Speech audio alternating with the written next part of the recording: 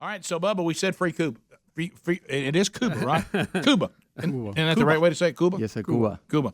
So we have Raul and Jose here today. Raul, is it Alonzo? Yes, sir. And then Jose Gonzalez? Yes. You guys are from Cuba. Yes, sir. Yes, we're born in Cuba. Yeah, so tell us the story about your family coming to America. You want to start? Yeah, sure. So at the age of 7 years old, about actually 50 years ago, April 6th of this year is our 50th anniversary. My daddy had just passed away 4 years before. My mom was a widow, and so my sister and I, my sister was 11, I was 7, came over to this country. And, the one thing I remember clearly is the public executions on TV they would put on TV to control. And my mom says, I'm not going to stay in this country no matter what, so she left 5 siblings on her side and 9 siblings on my late dad's side, my blood daddy. So we came over. She was a widow. We came over to this country. We had a sponsor in the U.S. It was actually her aunt. My aunt. It was her sister. Lived in apartments in a time when kids weren't allowed to. Actually, in Miami, kids were not allowed in some of these apartments. So we had to kind of had to hide and plead. Hey, let our kids. My mom would plead for us. But my mom became a seamstress. She later remarried to my stepdad, who raised me for 40 years. My dad has a different story. He's a POW, Castle Jail for 12 years. Wow. Came over on actually a 10-foot dinghy, traveled down to Venezuela, got picked up by a natural gas tanker from Houston, Texas, and they told him, where do you want to go? He goes, I want, political exile. So he ended up in the U.S., met my mom 2 years later. But anyways, my mom, passed away. It's just Christmas, and it was special 50th anniversary. We had a little freedom party at our house, just giving her, the big kudos. And obviously the red, white, and blue. We're Americans, we're first Americans. We love this country. We love the Christ-centered.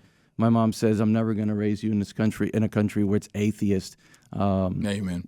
So that's pretty much the story. It's if anything that my mom did and that I owe her, that was the number one thing. I mean, she was the mom, ideal mom, raised us.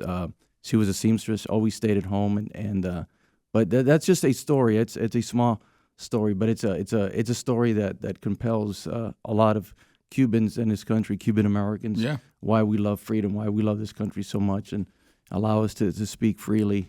And praise God. For now. Obviously. Yeah, for now. Yes. Jose, so tell me your family story. Well, my story is my father and mother. I have a brother and sister. We also left Cuba in 1972. We went to Spain. We had family in Spain and also in the United States. And similar to Raul, they pay for us, gave money to the government for us to be able to leave. And when we left Cuba, all of our belongings, we had to give it to the communist government. In my case, I was born in a very small town. It's called Victoria Las Tunas in Oriente, Cuba. My maternal grandfather was the town doctor there. So he built the first clinic in Victoria Las Tunas. And when we left Cuba, even though that building was supposed to belong to our family, the Cuban government took it. Mm-hmm. And now, if you go there now, I believe it's a hotel now, belonging to the government there. One thing that my father told me was when we came to this country, talking about illegal aliens and all of that, well, when we came to this country, I was 10 and a half years old. And basically my father said, well, we've been here for 2 weeks. Now it's time for us to work. So we were able to rent the house for ourselves. So I actually started working, being a milkman when I was 10 and a half years old. I hated that completely. But basically, and the money was for the families to be able to us to be able to rent. Yeah. And well, hang on to that. Let's come back. So we'll finish the story with Jose. You came over. Your dad said, we've been here 2 weeks. We got to get to work. What a concept. And then we'll come back and we'll hear the rest of Jose's story. And then we want to talk to you guys about what's currently going on and what can we do as a country to help, once again, maybe a chance to help the people who are not free that are still in Cuba. We'll be right back. Rick and Bubba, Rick and Bubba. 35 minutes past the hour. Our guests, Raul Alonso and Jose Gonzalez, their families fled communist Cuba, and they are Americans. And Jose, you were telling us, so you and your family get here in 72, and then your dad says, we've been here 2 weeks, time to go to work. Yes, exactly. And what actually my father showed me, he worked all his life hard when he got into this country. And to me, it's a blessing what my parents did in order for me to come to this country and for my brother and sister. I'm an electrical engineer. My brother's doing well, my sister as well, because of my family, what my father and mother did of coming to this country. So basically, I was 10 and a half years old, and at that time, I actually hated it. I didn't want to go to work, but I had to. And I've been working all my life. Based on what my father told me to do, which I did, I actually became an engineer now because I hated being a milkman. So it didn't help you find what you wanted to do, but it let you know what you didn't want to do. Got to mark Exactly. off one. So let's talk about... Rick, I think this is very critical because there's so many Americans, everybody pay especially attention. young Americans, that do not realize how Cuba got into this mess to begin with. They're a Marxist, communist regime that just keeps the people beat down. But how did it happen? Will you address the Batista years and how Castro came to power and how he sold this? So Batista was just another dictator. There was enterprise, free enterprise, but he would still control. He was corrupt. Yeah, it was corrupt. There's a lot of corruption. So people thought, hey, it can't get worse than this. And our own families, they supported. They even supported Fidel. Fidel came down the mountain. Hey, I'm Catholic. He had his rosary, and he had all the anointing of the people, and then he turned his back on us. But I want to just address something. A lot of young people think, hey, let's divide the wealth. I hear people. I say, well, how can you divide the wealth? So you take 1,000 people, and you say, oh, look, here's $100. We're going to divide 1,000 people. Do the math. Give me a break, guys. And how long is that? The people that are producing $1,000, where are they at? Are they going to have any motivation? Right. And then they do this divisiveness. They divide the poor, and they divide the rich. Well, they did this race thing, and that's what we're seeing in this country. They're dividing us. And I talk to a lot of people that are minorities, and they're not about that. And I tell people, I said, the media is just a propaganda machine, just like it was in Cuba. It was a propaganda machine. They were pushing a narrative, and this is why I'm so disgusted with politics. The left and even the right, they're always pushing a media, and so I what I love about this show is you guys are focused on God-centered, and that's where it needs to be. But we still need to educate the young people, and removing guns isn't the answer. Yeah, tell them how that took place in Cuba. Yeah, that's when Castro comes into power, and he's saying, "Oh, well, I'm here to help everyone." One of the slogans that Castro had, it was called, I'm going to say it in Spanish and I'll translate it to English. It was called Armas para qué? Weapons for what? According to Castro and his people, they were there to help everyone. So the government was going to help everyone. If there was a bad guy, they're the ones that are going to have the guns to help the bad guy. And there's a good book by Armando Valladares that it was called Against All Hope, Contra toda la esperanza. And on that book, what actually Armando Valladares says, talking about weapons and all of that, Armando Valladares was more or less like me. I worked for the government. He worked for the government. And in my cubicle, and he also in his cubicle, I'm trying to put it together, I have the Bible. This guy, Armando Valladares, had the Bible. Well, since he said, no, I am not against the slogan that Castro is saying about armas para qué. Based on that, at night, they went to his house. Somehow they found a gun on his house, which he didn't have a gun. They put him in jail for 26 years for saying that he was a Christian and he was against people having guns. So you're saying that what they started out, Castro said, look, I'm going to make this place safe, so I'm going to take all the guns out of society, and we, the government, will have them. Now, you also said that he said, and the police force we have now is not good enough, so he formed his own police force. Is that correct? Yes, he removed all the policemen that were before with the previous dictator, and he says they're going to make one that is better. So let's review this again. So the three components you see, they played groups against groups, okay? Tribalism, forced them into tribalism. They took up the guns under the guise of being safer, and then they disbanded the police for a better setup. What's amazing about tribalism... Have we heard those three before? Yeah, right. Yeah. They sound amazingly familiar. Talking about the tribalism, I'm going to give you a story that actually happened to me and my mother in Cuba. As I said at the beginning, I am from a small town, and that small town, my maternal grandfather was the doctor. And back then, if you're a doctor, you're like that god of that particular town. So once my maternal grandfather, the doctor, dies, my mother and I, in Cuba, everyone, they give you a little piece of paper saying everything what you're supposed to have in your house to eat. Well, the paper is like monopoly money. They tell you you're going to have a piece of bread, but you go to the store, you're in a line for a long time, and at the end, when you go into the store, there's nothing. Right. When one day I was with my mother in this long line, it was a lot of humidity, we were sweating, and there were people in line. Already they knew that we were wanting to leave Cuba. And if you are already saying that you want to leave Cuba, they will call you gusano, worm. So in this line, that everyone is hungry, we're the same. There were people saying communism is great because we're here in line with the daughter of the town doctor.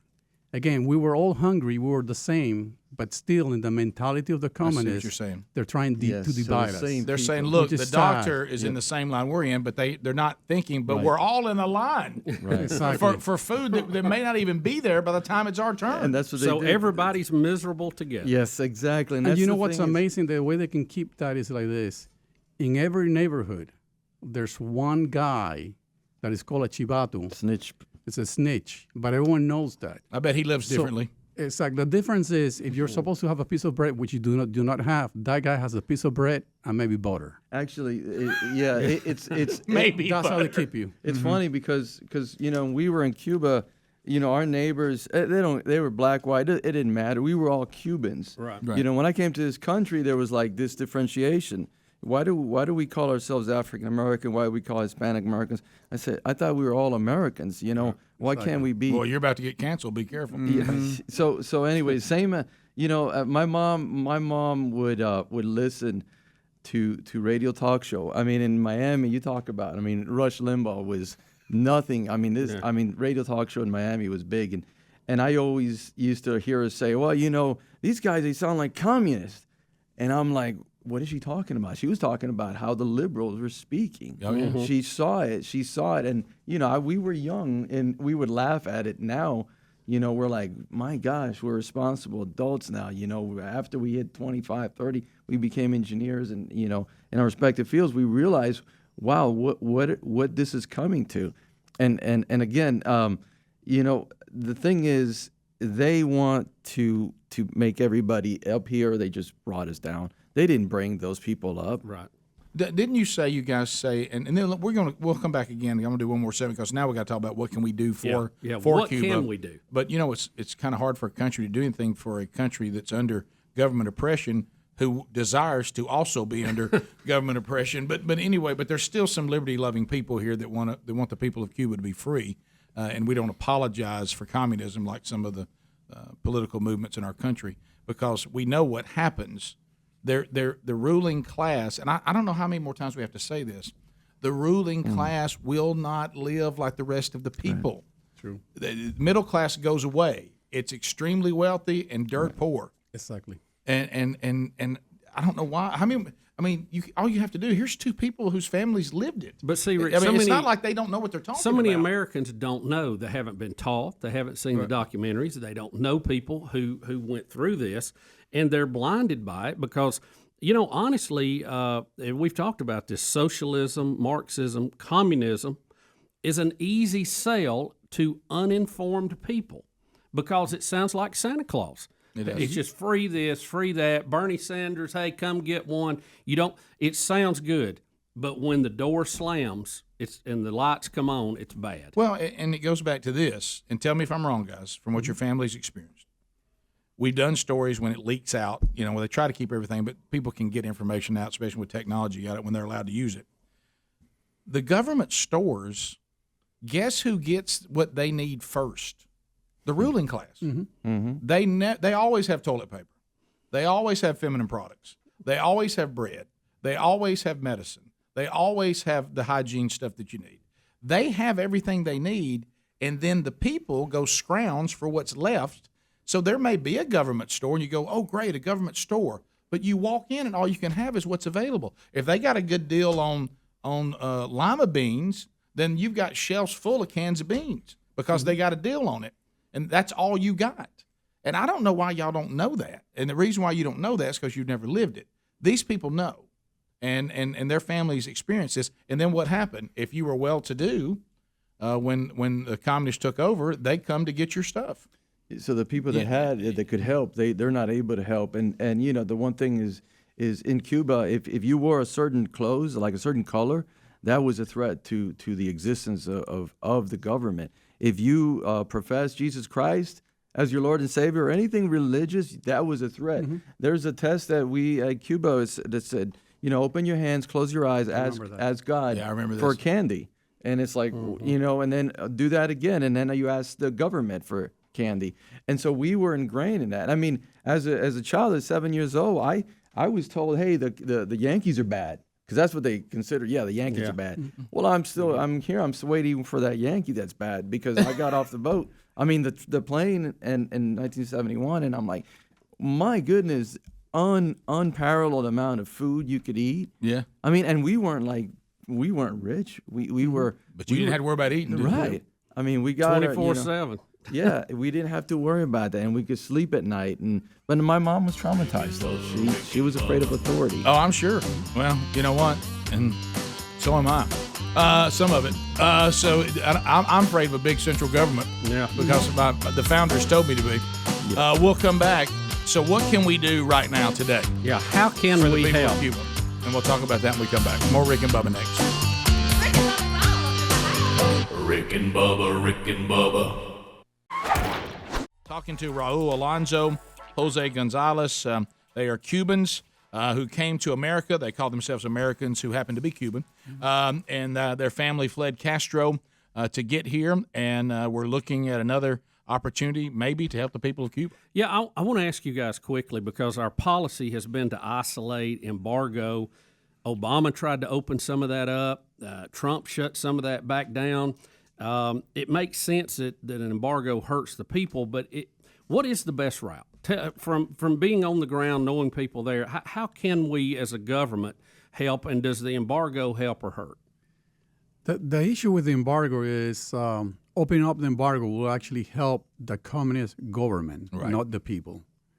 It's hard to say that, but it's because they're going to take the stuff first, and it's not going to trickle down. Sure, because the food is going to be affected. The communists are still going to feed their elite groups.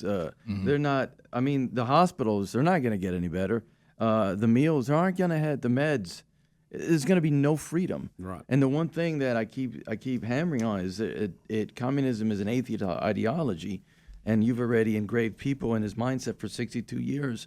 Even cousins of mine, they come over and I actually introduced them to the Bible. They didn't understand, Right. And to this day, they're agnostic / atheist. So the embargo is not going to do. It's not going to do anything. And I know people out there they're hearing things, but listen, talk to a Cuban. Don't Google it because where the source is coming from. You stirred somebody up Now upstairs. rolling something down. Now here comes the Cuban government. So freedom. what you're saying is embargoes help The because people in power. the people if you don't use the embargoes, because if you take away the embargoes and you think, oh look, all this money's flowing into Cuba, it just flows right to the communists. what happens is this. It doesn't flow to the people. That's What's correct. important to know is in Cuba you have actually, when you talk about the grocery store or the pharmacies and all of that, in Cuba you can say they have two sets of everything. They have a grocery store for the tourist and the people in power. Oh, of course, yeah. And then you have a grocery store for the masses. Yeah, right. That's the grocery store that you're in line for a long, long time. When you get to the front of the store, there's hardly anything. Right, and what they on. do, they have special setups for when people come, like when our politicians go over there, and that's why the people on the left come back and go, we were over there, it looks great. Yeah. The medical looks great, everything looks great, because Exactly. they it's a facade. So to make a real lasting change, what can we do as Americans? I believe at this moment is, again, I don't know how we can do this, but I believe with satellites you can. What you can do is provide the internet to the masses, be able for them to see it and to use it in order for them to be able to, what they're doing before, to gather in different cities so they know what's going on in the island. And I also Provide them the news, and communication. And I think I think the world, and I see this in these, I call them the Wi-Fi, underground Wi-Fi's, like the Spain, and they've got very hardcore conservatives that are pushing against, against the communists. I said, put the pressure on that government. Let the people keep their money. The only place that Cubans aren't successful is in Cuba. We just had, Huntsville. We just had a guy give a testimony on Wednesday. He said that they had a business. I mean, they started selling trinkets and stuff, and the communists came and said, hey, you can't be doing it. He goes, why not? Because I said so. Because we're the only ones that can do that. Right. So it's his mindset, and it's old school. It's that hardcore communist regime that's just it's done. It's proven it doesn't work anywhere. Well, and one it's not gonna testimonial work here. that we have even right here, my friend Raul and myself, we came with no money from Cuba. Our family brought us here, and here in this country, the sky is the limit. Him and I, we came with no money, and we work hard, and we both became engineers. Yeah, you are an incredible American story. Is there any military solution the U.S. can help you with? Because, we're just old school, and I'm not saying it's right, but we like to solve problems with Air Force. We got about 30 we seconds, really do. so what do you think to that? No, I think it's the best thing is to give them, that has to come from the ground up, give them more information, the internet, so they can communicate within the island. It's failed before. It failed. failed in the turn of the century and in the 20th century, and it's not going to work. And at the beginning, I would have thought, yeah, my dad, was one that would have done that, but not today. I believe that it can be solved. And there's a new paradigm in Cuba. There's artists and celebrities are going out, and they're voicing themselves. Hey, we can't make it, and again, they're not the hardcore like Jose and I, but they are their own people. I think they got to get themselves out of this themselves with our support and our prayers, but not feeding them, because we're feeding the government. Right. If you send money, it goes to the government. If you try military, the people aren't armed. Right. So that's really there's not much they can do. They can't rise up militarily. Exactly. Which is the reason why they take the guns away. So it needs to be pressure of them getting a taste of freedom. The masses. Putting pressure. Kind of like how the Berlin Wall fell. Right. Exactly. Almost like what we also did in South Africa. Nicaragua with Venezuela apartheid. are looking at Cuba as the Berlin Wall. If it falls there, They'll be worried. Yeah. They're invested against it. Top of the hour. Rick and Bubba, Rick and Bubba. Rick and Bubba.